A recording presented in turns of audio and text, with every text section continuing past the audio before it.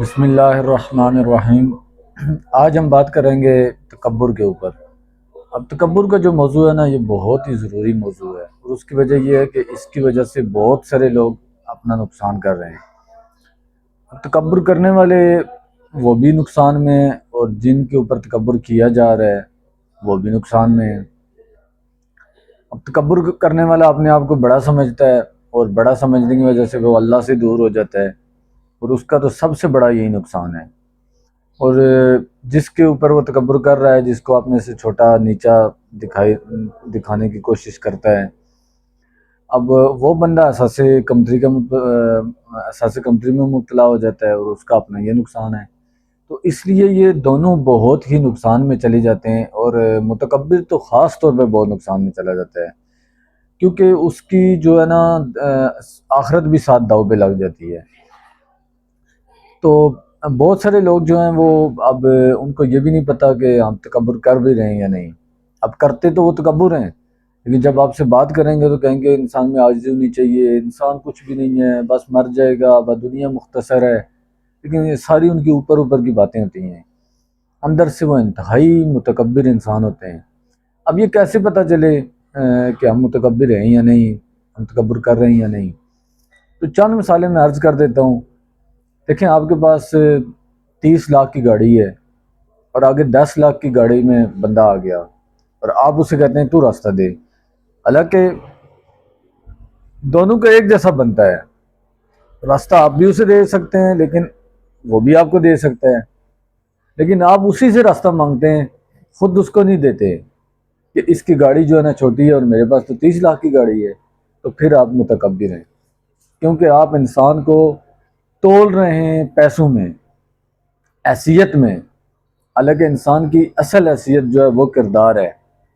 جس کا کردار اعلیٰ ہے وہ سب سے اچھا ہے اللہ کے ہاں، وہ چاہے اس کا خاندان جون سا ہے، اس کے بعد دولت ہے یا نہیں، اس کے بعد عالیشان محلات مکانات ہیں یا نہیں، وہ سب سے اعلیٰ ہے جس کا کردار اعلیٰ ہے۔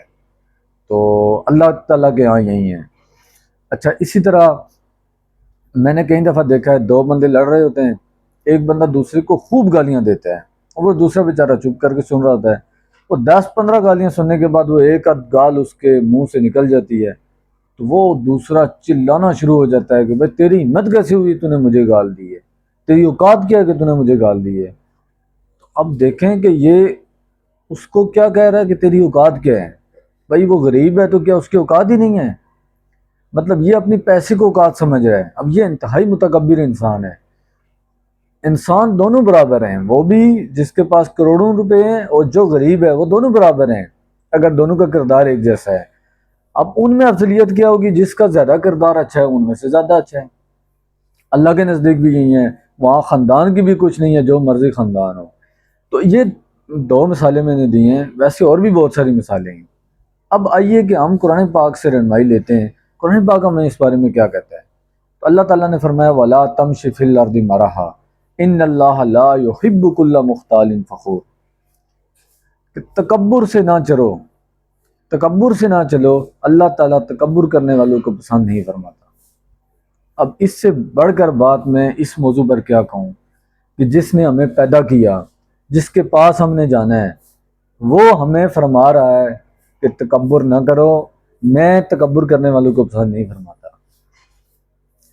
تو میرا خیال ہے کہ ہمیں باز رہنا چاہیے، اور اللہ تعالیٰ چونکہ پسند نہیں فرماتا، اس لیے آپ نے سنا ہوگا کہ غرور کا سر نیچا۔ ہر دور میں یہ بات ثابت ہوئی ہے کہ تکبر کرنے والے بالآخر بڑا نقصان اٹھاتے ہیں، اور ان کا سر نیچے ہو کے جاتا ہے۔ آئیے اب حدیث سے رہنمائی لیتے ہیں کہ نبی صلی اللہ علیہ وسلم نے تکبر کے بارے میں کیا فرمایا۔ آپ صلی اللہ علیہ وسلم نے فرمایا لا يدخل الجنت من کان فی قلبہ مثقال ذرۃ من کبر، کہ وہ شخص جنت میں نہیں جائے گا جس کے دل میں رائی کے دانے کے برابر میں تکبر ہوگا۔ اللہ اکبر! یہ کتنی بڑی حدیث ہے، یہ کتنی جھنجھوڑنے والی حدیث ہے کہ رائی کے دانے کے برابر بھی اگر آپ میں تکبر ہے تو آپ جنت میں نہیں جائیں گے۔ تو یہ جو پورا دن آپ اٹھتے ہیں اور کاٹن کا سوٹ پہننے میں تکبر نہیں ہے، لیکن کاٹن کا سوٹ پہن کے آپ دوسرے کو اپنے سے چھوٹا سمجھتے ہیں۔ ایک بزرگ آپ جوان ہیں اور آپ سے بڑا بندہ آ کے آپ سے دونوں ہاتھوں سے ملتا ہے اور آپ اس کو ایک ہاتھ آگے کرتے ہیں تکبر کی وجہ سے کہ میں کوئی بڑا ہوں، میں کوئی چیز ہوں. اور یہ علم کا تکبر بھی ہو سکتا ہے، یہ پیری کا تکبر بھی ہو سکتا ہے، اور یہ پیسے کا تکبر بھی ہو سکتا ہے، یہ خوبصورتی کا تکبر بھی ہو سکتا ہے. یہ سب کچھ ضائع ہو جائے گا ایک دن. اگر آپ خوبصورت ہیں، آپ کی خوبصورتی ختم ہو جائے گی. آپ کی دولت ہے، ایک دن آپ کے پاس دولت ختم ہو جائے گی. مرتے دم تک نہ بھی ختم ہوگی، مریں گے تو دولت ساتھ تو نہیں لے کے جائیں گے، تو ایک دن اس نے بھی ختم ہو جانا ہے. یہ جوانی ہے، یہ بھی ختم ہو جائے گی. طاقت ہے تو یہ بھی ختم ہو جائے گی ایک دن. یہ سب کچھ ختم ہو جائے گا. اس لیے جو ہے نا کہا جاتا ہے کہ غرور کا سر نیچا، کہ بالآخر جو غرور کا سر ہے نا وہ نیچے ہی ہوگا. اب اس ضمن میں ایک بہت ہی زبردست قسم کا ایک واقعہ قرآن پاک میں اللہ تعالیٰ نے بیان فرمایا، اور اللہ تعالیٰ نے فرمایا کہ ان قارون کان من قوم موسیٰ فبغى علیہم. جو قارون تھا یہ موسیٰ علیہ السلام کی قوم میں سے تھا، اور اس نے ان پر زیادتی کی، اپنی قوم پر زیادتی کی. اب یہ اللہ تعالیٰ نے جو ہے نا یہ موضوع جو ہے، یہ واقعہ جو قرآن پاک میں ارشاد ہے سورۃ القصص کی یہ آیات ہیں، تقریباً آیت نمبر 76 سے لے کر آپ 82 تک اگر آپ اس کی تلاوت فرمائیں تو آپ کو پتہ چل جائے گا کہ یہ تکبر کتنی ایک بری لعنت ہے، اور پھر اللہ تعالیٰ کو یہ کتنا ناپسندیدہ ہے، اور اس کا انجام کیا ہوتا ہے. تو فرمایا کہ ان قارون کان من قوم موسیٰ فبغى علیہم، کہ قارون موسیٰ علیہ السلام کی قوم میں سے تھا اور اس نے ان پر زیادتی کی. اب یہ واقعہ چلتا ہے آگے. اللہ تعالیٰ نے فرمایا کہ ہم نے اس کو، یہ قرآن پاک کی آیت میں، کہ ہم نے اس کو اتنا وہ جو خزانہ دیا تھا، اس خزانے کی جو چابیاں ہیں وہ ایک مردوں کی، ایک لوگوں کی ایک جماعت مشکل سے اٹھاتی تھی. اتنا بڑا اس کے پاس خزانہ تھا. تو لوگوں نے اسے جب کہا کہ تم زمین پر نہ اتراؤ، اللہ اترانے والوں کو پسند نہیں کرتا، تکبر نہ کرو، اللہ تعالیٰ تکبر کرنے والے کو پسند نہیں فرماتا. اس نے کیا کہا؟ قالا انما اوتیتہ علی علم عندی، کہ یہ تو جو مجھے ملا ہے یہ تو میرے علم کی وجہ سے ملا ہے، اس میں اللہ کا کیا ہے؟ یہ کوئی اللہ کی مہربانی تھوڑا ہی ہے، یہ تو میرے پاس جو علم ہے یہ تو اس وجہ سے سارا کچھ ملا ہے. اس سے بھی ایک بات پتہ چلتی ہے کہ قرآن پاک نے اس کو بطور تنقید ذکر کیا ہے، یہ کہ یہ نقص ہے کہ انسان بندہ کہے کہ میری وجہ سے کچھ مل گیا. آپ جیسے لاکھوں کروڑوں انسان ہیں جو آپ سے شاید زیادہ محنت کر رہے ہیں لیکن ان کو نہیں مل رہا. ٹھیک ہے، محنت بھی ضروری ہے، محنت شامل حال ہوتی ہے، لیکن آپ کے پاس اگر کوئی اچھا رزلٹ ہے تو اس کو اللہ کی طرف منسوب کریں کہ یہ اللہ کی فضل ہے، اللہ کی مہربانی ہے، یہ کچھ مجھے مل گیا. تو قارون نے کیا کہا کہ مجھے تو یہ میرے علم کی وجہ سے ملا. تو پھر کیا ہوا؟ قوم اسے سمجھانے لگی. آیت نمبر 79 پہ جا کر اللہ تعالیٰ نے فرمایا کہ ایک دن کیا ہوا؟ قال الذین یریدون الحیاۃ الدنیا یا لیت لنا مثل ما اوتی قارون انہ لذو حظ عظیم. کہ جو دنیا دار تھے، جو دنیا کو چاہنے والے تھے، انہوں نے کہا کہ کاش ہمیں بھی قارون جیسا مل جائے، اور کتنے بڑا نصیبوں والا ہے قارون. لیکن جو اہل علم تھے انہوں نے کیا کہا؟ وقال الذین اوتوا العلم ویلکم ثواب اللہ خیر لمن آمن وعمل صالحا ولا یلقاها الا الصابرون. انہوں نے، علم والوں نے ان کو سمجھایا کہ دیکھو جو اللہ کا ثواب ہے وہ اس سے زیادہ بہتر ہے، اور وہ کس کو ملتا ہے؟ وہ صبر کرنے والوں کو ملتا ہے. تو جب یہ شان و شوکت کے ساتھ قارون باہر تھا اور یہ لوگ جو دنیا دار تھے وہ کہنے لگے کاش ہمارے پاس یہ ہو، اہل علم ان کو سمجھانے لگے. تو اسی اسنا میں کیا ہوا؟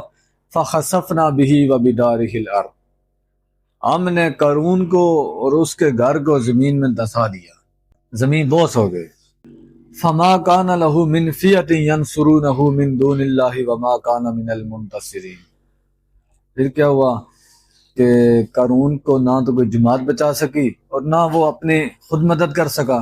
اللہ کے مقابلے میں کون کسی کی مدد کر سکتا ہے؟ اللہ تعالیٰ کسی کو گرانا چاہے، وہ کوئی ملک ہو، وہ سلطنت ہو، پوری دنیا کو وہ گرانا چاہے، تو اللہ کے مقابلے میں تو کسی کی کوئی مدد نہیں کر سکتا. تو وہ قارون غرق ہو گیا، اس کے خزانے ڈوب گئے، اس کا گھر سارا تباہ ہو گیا. پھر کیا ہوا؟ پھر اللہ تعالیٰ ارشاد فرماتا ہے وَأَصْبَحَ الَّذِينَ تَمَنَّوْا مَكَانَهُ بِالْأَمْسِ يَقُولُونَ وَيْكَأَنَّ اللَّهَ يَبْسُطُ الرِّزْقَ لِمَن يَشَاءُ مِنْ عِبَادِهِ وَيَقْدِرُ لَوْلَا أَمَّنَّ اللَّهُ عَلَيْنَا لَخَسَفَ بِنَا وَيْكَأَنَّهُ لَا يُفْلِحُ الْكَافِرُونَ۔ اور جو لوگ کل اس کے مرتبے کو پہنچنے کی آرزویں کر رہے تھے وہ آج کہنے لگے کہ کیا تم نہیں دیکھتے کہ اللہ تعالیٰ ہی اپنے بندوں میں سے جس کے لیے چاہے روزی کشادہ کرتا ہے اور جس کے لیے چاہے تنگی کرتا ہے، اور اگر اللہ تعالیٰ ہم پر فضل نہ کرتا تو ہمیں بھی نسا دیتا۔ کیا دیکھتے نہیں ہو کہ ناشکری کو کبھی کامیابی نہیں ہوتی؟ پھر آیت نمبر 83 میں اللہ تعالیٰ فرماتا ہے تِلْکَ الدَّارُ الْآخِرَةُ نَجْعَلُهَا لِلَّذِينَ لَا يُرِيدُونَ عُلُوًّا فِي الْأَرْضِ وَلَا فَسَادًا وَالْعَاقِبَةُ لِلْمُتَّقِينَ، کہ یہ ہے آخرت کا گھر، تِلْکَ الدَّارُ الْآخِرَةُ، یہ آخرت کا گھر ہے جس کو ہم کس کے لیے بناتے ہیں؟ جو لوگ تکبر اور فساد نہیں زمین میں چاہتے، وَالْعَاقِبَةُ لِلْمُتَّقِينَ، اور عاقبت جو ہے وہ اللہ سے ڈرنے والے لوگوں کے لیے ہے، یعنی اچھا انجام کس کے لیے ہے؟ جو اللہ سے ڈرنے والا ہے۔ اس لیے میرے بھائی تکبر سے ہمیشہ باز رہیں۔ آپ نے وہ سنا ہوگا کہ آسمان کا تھوکا منہ پر آتا ہے، یعنی کہ جو تکبر کا انجام ہے نا یہ برا ہی ہوتا ہے۔ جس طرح تھوکیں آسمان پر تو اینڈ میں کیا ہوگا اس کا؟ وقتی آپ کی تھوک اوپر جائے گی لیکن اینڈ کیا ہوگا؟ وہ آپ کے منہ پہ پڑنی ہے۔ تو یہ جو تکبر ہے اس کا اینڈ بھی یہی ہے، اس کا آخر یہی ہے، اس کا نتیجہ یہی ہے کہ آپ کو خسارہ ہوگا، آپ کو نقصان ہوگا۔ اس لیے آج تکبر سے باز آ جائیں۔ بھی جو خالی برتن ہوتا ہے وہ زیادہ شور مچاتا ہے، جو بھرا ہوا برتن ہے وہ شور نہیں مچاتا۔ تو اگر آپ کے پاس علم کا تکبر ہے نا، آپ بہت شور کر رہے ہیں، مجھ سے مناظرہ کر لو، میں فلاں بڑی زوردار آپ تقریریں کرتے ہیں اور بڑا زور لگاتے ہیں اور تکبر کی وجہ سے کرتے ہیں، تو اہل علم سمجھ جائیں گے کہ یہ برتن اندر سے خالی ہے اس لیے شور مچا رہا ہے۔ جو بھرا ہوا برتن ہے وہ شور نہیں مچاتا۔ اور اس پر ایک غالب کا شعر ہے، اور کیا ہی کمال کا شعر ہے، اور اسی پہ ہم اپنی گفتگو کا اختتام کریں گے۔ وہ غالب کہتا ہے بنا ہے شاہ کا مصاحب پھرے ہے عطر آتا، بنا ہے شاہ کا مصاحب پھرے ہے عطر آتا۔ اب شعر کو سمجھیں، بنا ہے شاہ کا مصاحب یعنی کہ بادشاہ کا، بڑے بندے کا، امیر کا مصاحب بنا ہوا ہے، یعنی اس کا ساتھی بنا ہوا ہے، اور پھرے ہے عطر آتا، اور تکبر سے چلتا ہے، وگرنہ شہر میں غالب کی آبرو کیا ہے۔ اگر یہ چیزیں اس میں سے نکال دیں تو اس کی اپنی کیا آبرو ہے؟ مطلب اس کا یہ کہنے کا ہے کہ جو اصل جو آپ کی چیزیں ہیں نا وہ آپ کا اپنا کردار ہے، وہ صحیح ہوگا تو لوگ آپ کو چاہیں گے، لوگ آپ سے پیار کریں گے، لوگ آپ سے محبت کریں گے۔ آپ بوڑھے ہو جائیں، آپ کمزور ہو جائیں، آپ بستر مرگ پہ چلے جائیں، یہاں تک کہ آپ دنیا سے چلے جائیں، وہ لوگ آپ کو یاد رکھیں گے۔ لیکن کسی بادشاہ، آپ کوئی بادشاہ ہیں، کسی بادشاہ کے مصاحب ہیں، کسی عہدے پر ہیں، تو پھر یہ عہدہ آپ سے نکال دیا جائے تو آپ کی کیا آبرو رہ جاتی ہے؟ اگر آپ کے اپنے اندر کردار نہیں ہے اور آپ ان چیزوں کی وجہ سے تکبر کرتے ہیں تو ان چیزوں کے بغیر آپ کی کیا آبرو ہے؟ بنا ہے شاہ کا مصاحب پھر ایک ہے عطر آتا، وگرنہ شہر میں غالب کی آبرو کیا ہے۔ امید ہے میری باتیں آپ کو اچھی لگی ہوں گی۔ اگر باتیں اچھی لگی ہے تو میرے چینل کو سبسکرائب کریں، ویڈیو کو لائک کریں۔ تھینکس فار واچنگ، اللہ حافظ۔